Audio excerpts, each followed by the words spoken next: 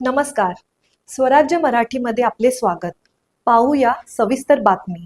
तर आता 21 तारखेला एकत्रित निकाल द्या, मतमोजणी 21 तारखेला होईल. अजून मी काही निकाल वाचलेला नाही, पण तो जर खंडपीठाने दिलेला निकाल असेल तर तो सर्वांना मान्यच करावा लागेल. पण आता जवळपास गेले 25-30 वर्ष किंवा त्याहीपेक्षा जास्त मी स्थानिक स्वराज्य संस्थांच्या निवडणुका पाहतोय.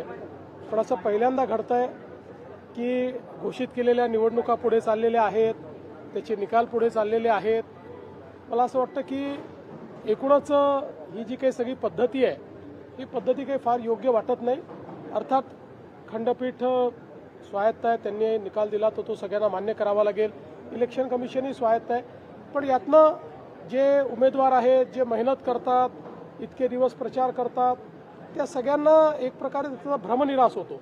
आणि सिस्टीमच्या फेलियरमुळे त्यांची काही चूक नसताना त्या ठिकाणी अशा पद्धतीनं या सगळ्या गोष्टी होणं काही योग्य नाही आहे.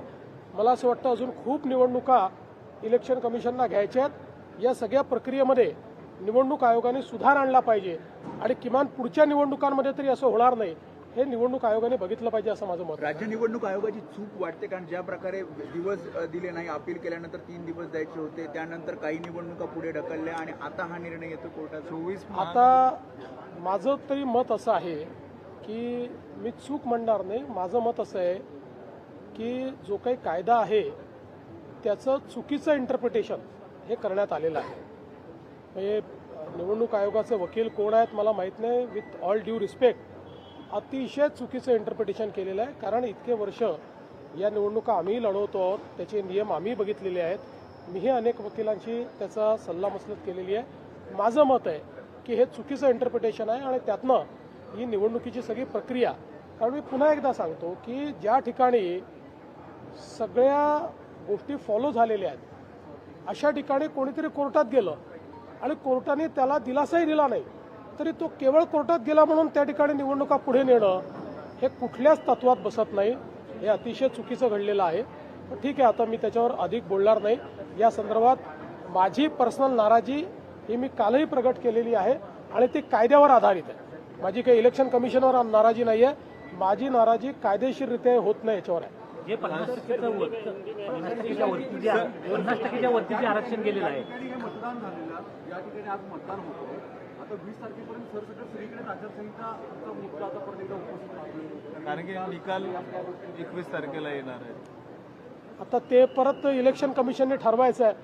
पण केवळ 24 ठिकाणी निवडणुका व्हायच्या आहेत म्हणून 284 पैकी सगळी मतमोजणी पुढे करणं हे मला तरी योग्य वाटत नाही. पण ठीक आहे, मी त्याच्यावर यापेक्षा अधिक बोलणार नाही. सर, दुसरीकडे एकीकडे मतदान सगळीकडे सुरू आहे, मात्र दुसरीकडे गोपनीयतेचा प्रश्न देखील उपस्थित झालेला आहे. संतोष बांगर स्वतः जाऊन अशा पद्धतीच्या तिथे मतदान करा अशा पद्धतीच्या सूचना देत आहेत वगैरे. मला असं वाटतं की किमान लोकप्रतिनिधींनी लोकशाहीची चाड ठेवली पाहिजे आणि लोकप्रतिनिधींनी निवडणुकांमध्ये आपण कसं वागतो आहोत, आपण काय संकेत देतो आहोत, काय संदेश देतो आहोत याचा विचार केला पाहिजे असं माझं मत आहे. कोकणामध्ये विशेष करून पैशांचे आरोप मोठ्या प्रमाणात आले.